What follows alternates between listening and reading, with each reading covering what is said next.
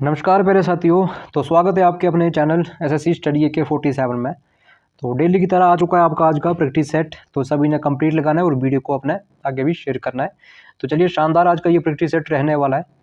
तो चलिए शुरू करते हैं आज के सेशन को। बोला गया कि 4 वर्षों के बाद दे 848 के ऋण के बराबर वार्षिक किस्तों में चुकाना है। यदि साधारण ब्याज की दर 4% वार्षिक हो तो प्रत्येक किस्त की राशि बताइए। ठीक है, देखो शानदार सा ये प्रश्न है। देखो कैसे सोल्व होगा, देखो शानदार तरीका आपको बताने वाला है। तो ध्यान से देखना, देखिएगा।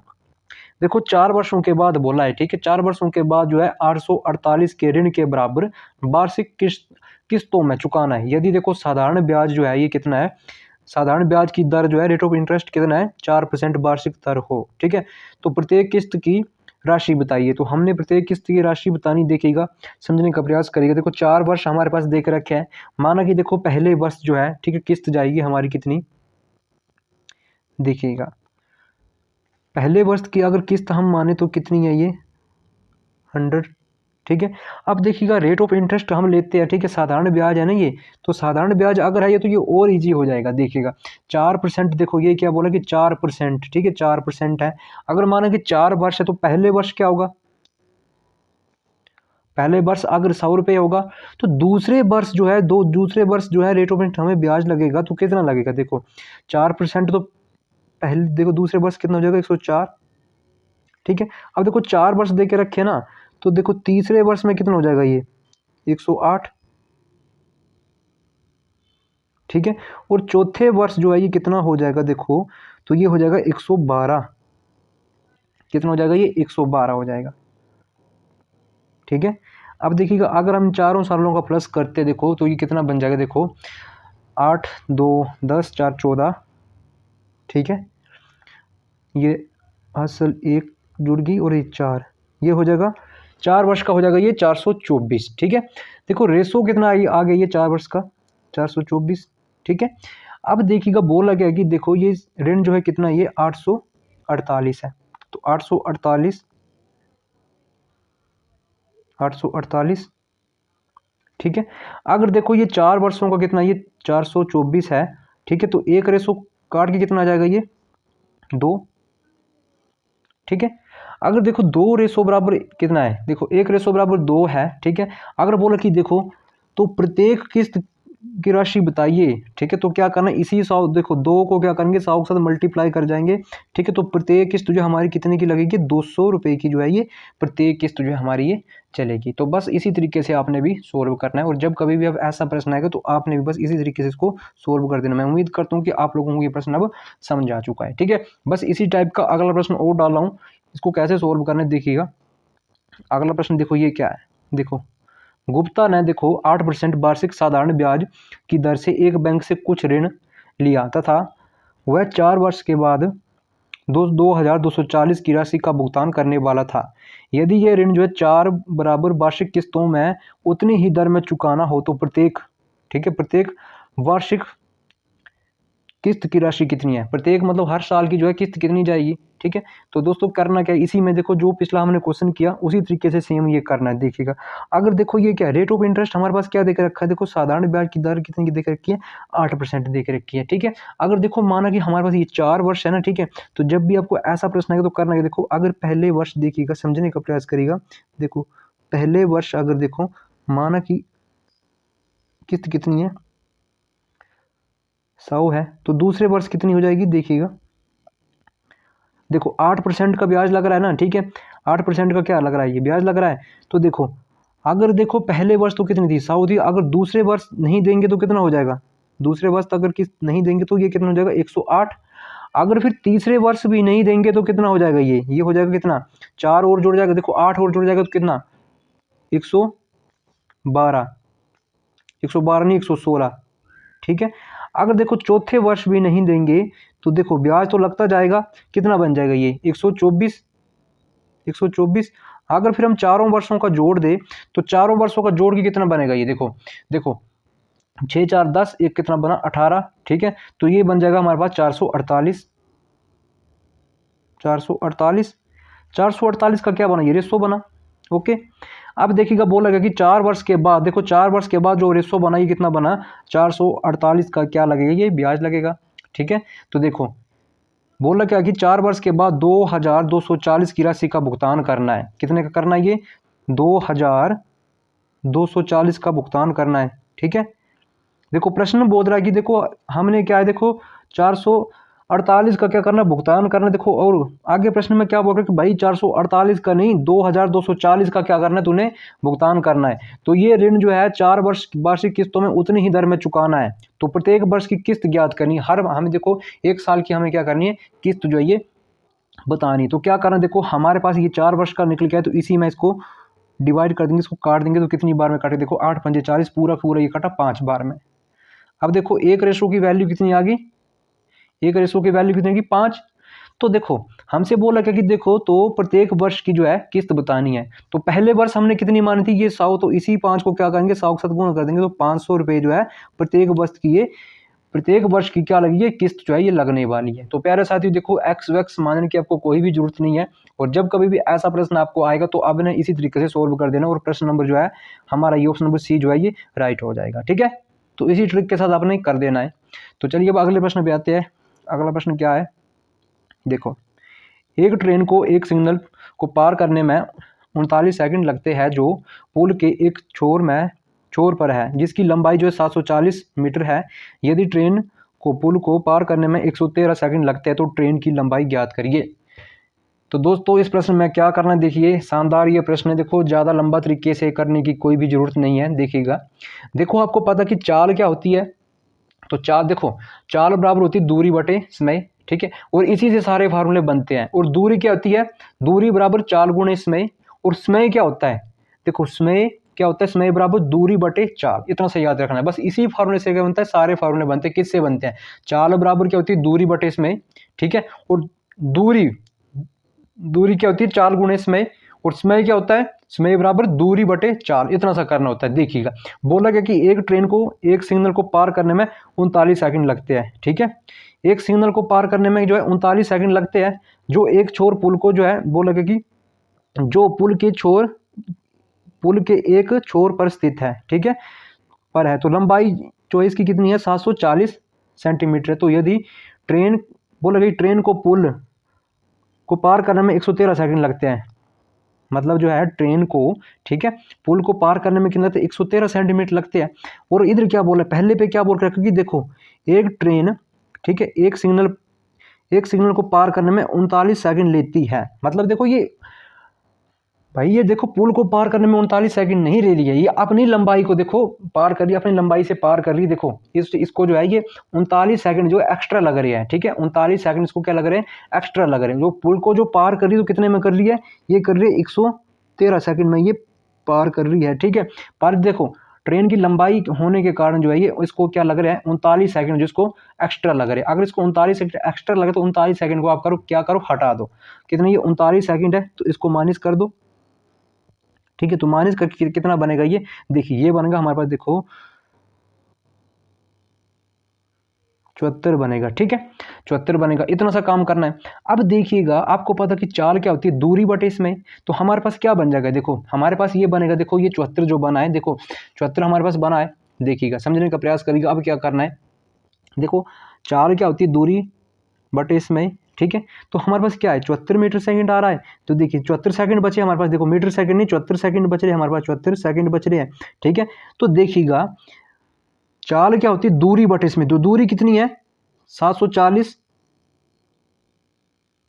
बटे में कितना, समय कितना है, 74 सेकंड है। तो बस काट देंगे कितना, 1% की वैल्यू कितनी आई, देखो ये 10 मीटर सेकंड जो है, ये 10 मीटर सेकंड जो है आ गई हमारे पास। ठीक है, मीटर प्रति सेकंड जो है हमारे पास ये आ गया है।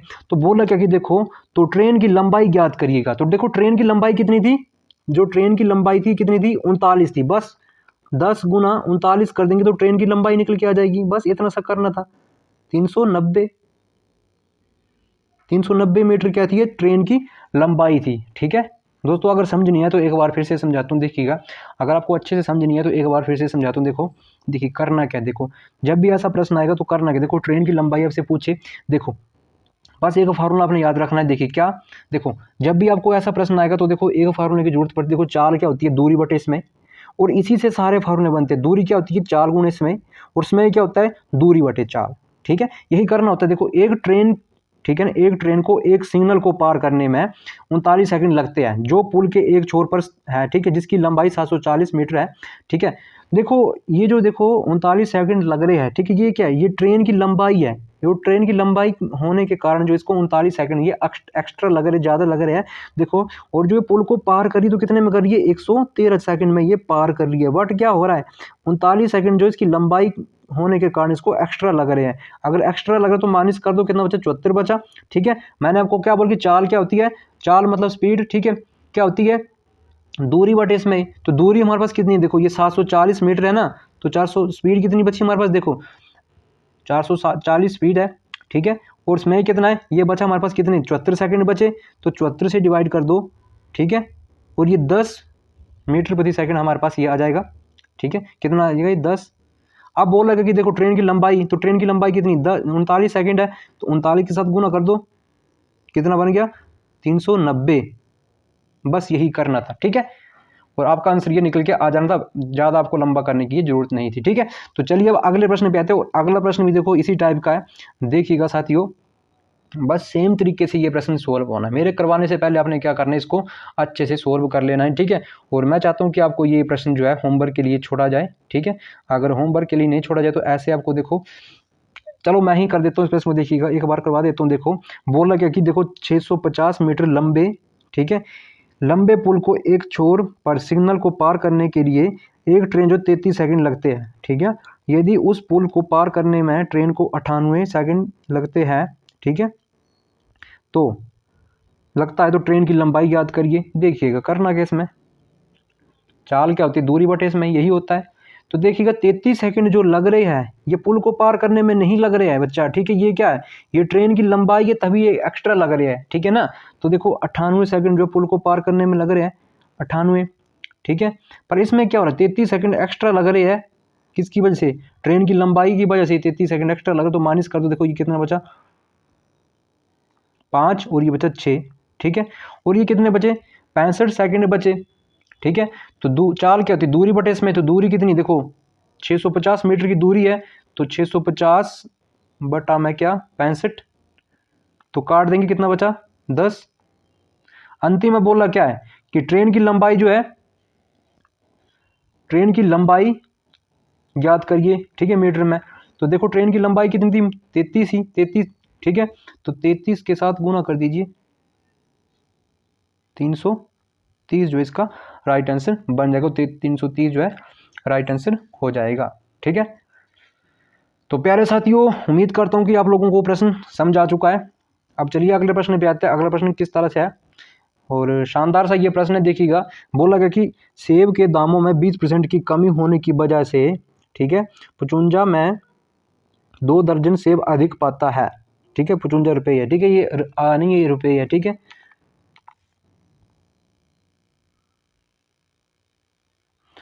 2 दर्जन जो है सेब अधिक पाता है। तो सेब का घटा हुआ मूल्य याद करिएगा। और मैंने आपको ये एक्स्ट्रा क्लास आपको करवा के रखी है।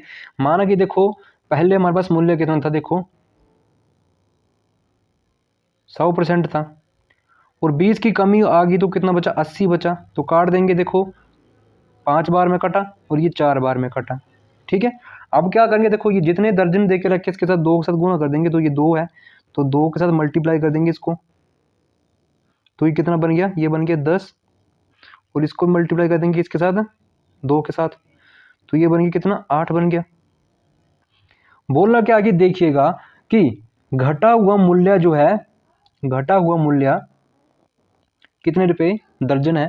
तो आपको पता कि ये जो है आपस में बदल जाते, तो आपस में बदल जाते, 8 इधर आ जाएगा और 10 इधर आ जाएगा। घटा हुआ मूल्य था, ये घट गया था। ठीक, कमी हुई थी, तो क्या होगा, देखिएगा 55 अपॉन में 10।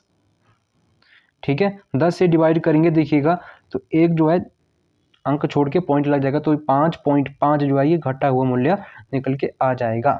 बस इतना सा काम करना था, ज़्यादा कुछ नहीं करना था। ठीक है, अगर दोस्तों आपको चैनल हेल्पफुल लगता है ठीक है। तो चैनल को प्लीज़ एक बार सब्सक्राइब कर देना और आगे भी जितने स्टडी ग्रुप बने हुए हैं उन तक शेयर कर देना। डेली जो आपको ये प्रैक्टिस सेट मिलता रहता है। आप चाहे किसी भी एग्जाम की तैयारी कर रहे हो, आपके सभी एग्जाम के लिए जो है चैनल हेल्पफुल है। ठीक है, देखिए एक शानदार सा प्रश्न और आता हुआ, मेरे करवाने से पहले आपने इसको देखो खुद से करने का प्रयास करना है। देखिए बोला कि ए, बी और सी मिलकर किसी कार्य को 10 दिनों में समाप्त कर सकते हैं। ठीक है, 10 दिनों में समाप्त कर सकते हैं। ठीक है, और ए, बी मिलकर किसी कार्य को 12 दिन में समाप्त कर सकते हैं। ठीक है,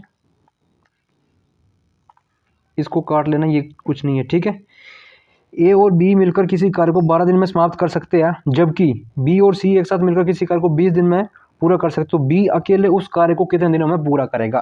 देखो प्रश्न को देखिए, डरना नहीं है, घबराना नहीं है। देखो बड़ा प्रश्न बेशक है, पर करना कैसे देखिएगा। हमारे पास पहले 3 लोग हैं, देखो ए, बी और सी। बच्चा ये कर रहे हैं कितने में, ये कर रहे हैं 10 दिन में। ठीक है, अब देखिएगा फिर कौन कौन से, फिर ए और बी है। ठीक है, अब ये कितने में कर रहे हैं, ये कर रहे हैं 12 दिन में। देखिएगा फिर क्या है, बी और सी है, फिर बी है और सी है। अब ये कितने में कर रहे हैं, ये 20 में कर रहे हैं। तो दोस्तों देखिएगा हमने क्या करना है, इन तीनों का पहले क्या करना है, एलसीएम लेना है। इन तीनों का क्या करना है, एलसीएम लेना। तो तीनों का एलसीएम कितना आएगा, ये आएगा 60। ठीक है, वो थोड़ा सा ऊपर करके लिखता हूँ, ये तीनों का एलसीएम आएगा 60। देखिएगा अगर हम देखिएगा, अगर एक इनका एक यूनिट कार्य पता करें, ठीक है, तो पहले ए, बी, सी का कितना आएगा, देखो ये आएगा, देखो 10 से भाग करेंगे तो ये आएगा 6। ठीक है, और 12 से करेंगे तो बी और सी का कितना आएगा, ये बनेगा देखो 5। ठीक है, अब देखिएगा, देखो बी और सी का करेंगे तो कितना आएगा, ये देखो ये बनेगा 3। ठीक है, अब दोस्तों देखिएगा, समझने का प्रयास करिएगा। हमसे बोला क्या है, देखो हमसे बोल के रखा है कि बी जो है, देखो इस कार्य को पूरा करने में कितना समय लेगा, कितने दिन जो है, कितने दिनों में ये बी जो है कार्य पूरा करेगा। बी का बोल रहा है ना। तो दोस्तों देखिएगा, समझने का प्रयास करिएगा। देखो अगर देखो ए, देखो पहले से देखिए ए, बी और सी।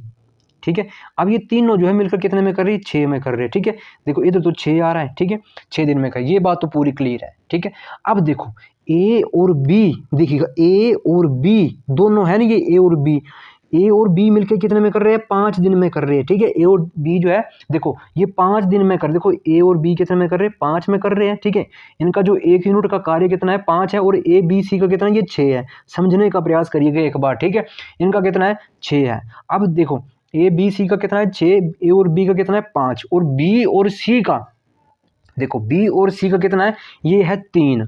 अगर देखो बी और सी का 3 है, देखो समझने का प्रयास करना है। अब देखो ज़्यादा माइंड अपने देखो कहीं लगाना नहीं है, बस चुटकियों बजाते जो है, बस थोड़ा सा टाइम को समझाने में लग सकता है, बाकी जो है चुटकियों बजाते जो आपका ये आंसर जो है आने वाला है। ठीक है, बी और सी कितने में कर रही है, 3 दिन में कर रही है। देखो समझने का प्रयास करना है। अब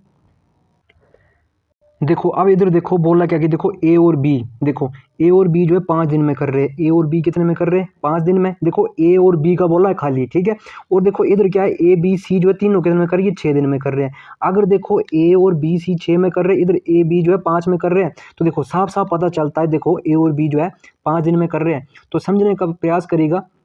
देखो ए और बी बोला है ना, देखो तो बचा किसका, देखो ए और बी का तो आ गया, टोटल जो 6 है, तो बचा किसका, सी का बचा। तो देखो 5 को एक जोड़ेंगे तो कितना, 6 बनेगा। तो एक देखो सी का जो कार्य कितने दिन में आ जाएगा, ये 1 दिन में आ जाएगा। ये सी का पता चल गया। अब देखिएगा, समझने का प्रयास करिएगा, सी जो है 1 दिन में कर रहा है। अब देखो अब दूसरे को देखिएगा, बोल रहा है कि बी और सी 3 में कर रहे हैं। अगर बी और सी जो है 3 में कर रहे हैं, तो बचा किसका, ए का बचा। ठीक है, ए का बचा है, तो ए कितने में करेगा, देखिए ए हमारे पास इधर 3 दिन में बोल के रखा था, 3 दिन में, तो ए कितने में कर, देखो इधर ए का जाता है, तो ए कितने दिन में कर रहा है, ये 2 दिन में करेगा। फिर ए जो है 2 दिन में करेगा। बचा किसका, सी का, तो सी करेगा फिर 3 दिन में। ठीक है, बस देखो सी नहीं बी बचा है, तो बी कितने दिन में करेगा, 3 दिन में करेगा। बस इसी 3 से डिवाइड कर देना किसको, ये 60 को। तो बस 60 से काटेंगे तो कितना, ये 20 दिन जो है हमारा आंसर आने वाला है। दोस्तों देखिएगा, थोड़ा सा बस फिगर में समझाने में आपको टाइम लगा है, और जब आप इसको खुद से करोगे तो बिना पेन उठाए इसको सोल्व कर दोगे। ठीक है, थोड़ा सा टाइम समझाने में लगा, जब आप इसको खुद से करोगे तो मात्र 2 सेकंड में इसको आप उड़ा दोगे। ठीक है, तो चलिए अब अगले प्रश्न पे आते हैं। प्रश्न नंबर 7वां हमारी स्क्रीन में देकर रखा है। देखो कैसे प्रश्न सोल्व करना है, देखिएगा। देखो बोला क्या कि राजेंद्र ने अपनी मासिक आय का 30% खाद्य सामग्री पर, बाकी में से 40% परिवहन तथा मकान के किराए पर और शेष बचे का आधा, ये आधा है ठीक है ना, शेष बचे का आधा, ठीक है, आधा अन्य घरेलू खर्चे पर खर्च किया।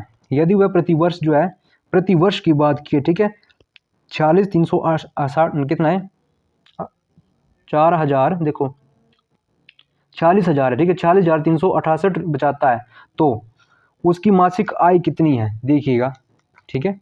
प्रतिवर्ष देखो बोले कि उसकी मासिक आय कितनी है, देखिएगा। ये प्रतिवर्ष की बात की है, प्रतिवर्ष की, तो पहले हम क्या करते हैं, प्रतिवर्ष की बात की तो हम पहले क्या करते हैं, एक वर्ष का निकाल लेते हैं, ठीक है। देखिए ये कितना है, देखो ये है हमारे पास कितना, 40,368 है, ठीक है। तो 12 से इसको डिवाइड कर देंगे, ठीक है, तो हमारे पास जो है एक वर्ष का निकल के आ जाएगा पहले, ठीक है, प्रतिवर्ष एक वर्ष का निकल के आ जाएगा, ठीक है।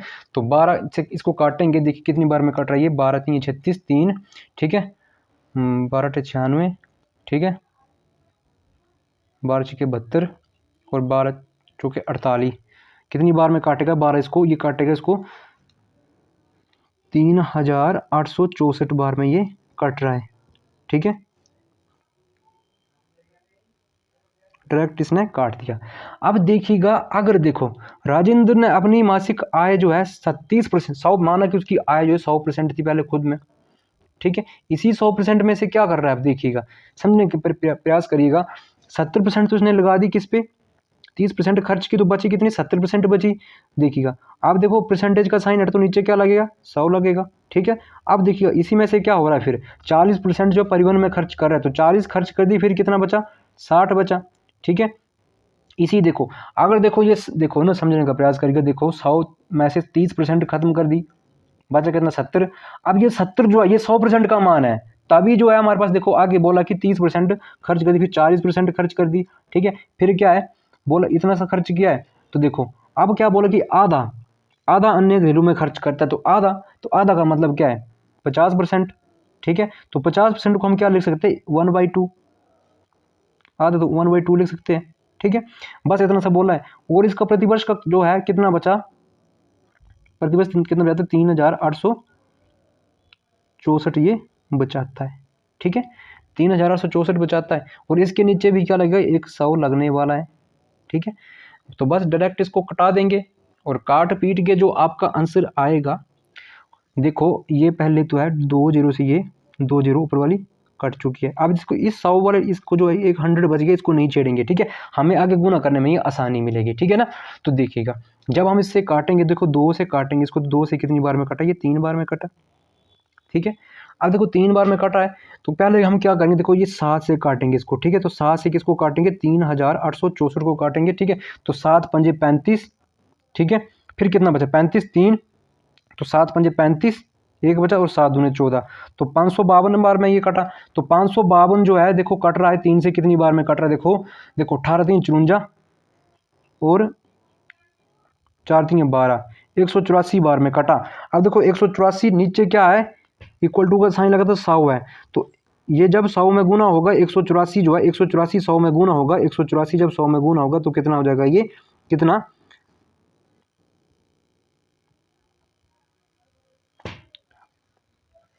18,400 जो है बनने वाला है। तो देखिएगा 18,400 किस ऑप्शन में देकर रखा, तो ऑप्शन नंबर ये बी में देकर रखा है, तो ऑप्शन नंबर बी हमारा बिल्कुल राइट हो जाएगा। तो मैं उम्मीद करता हूँ कि आपको ये प्रश्न समझ आ चुका है। और चलिए अब अगले प्रश्न पे आते हैं। अगला प्रश्न किस टाइप का देकर रखा है, देखो प्रश्न नंबर 8वां हमारी स्क्रीन में देकर रखा कि एक निश्चित धनराशि पर 10% दर से 2 वर्ष का चक्रवृद्धि ब्याज तथा साधारण ब्याज का अंतर जो है कितना है, 300 है। तो आपको पता है 2 वर्ष के लिए मैंने आपको ट्रिक क्या बोल के किया है, देखो 2 वर्ष के लिए क्या ट्रिक है, डिफरेंस अपॉन में कितना, difference is equal to PRT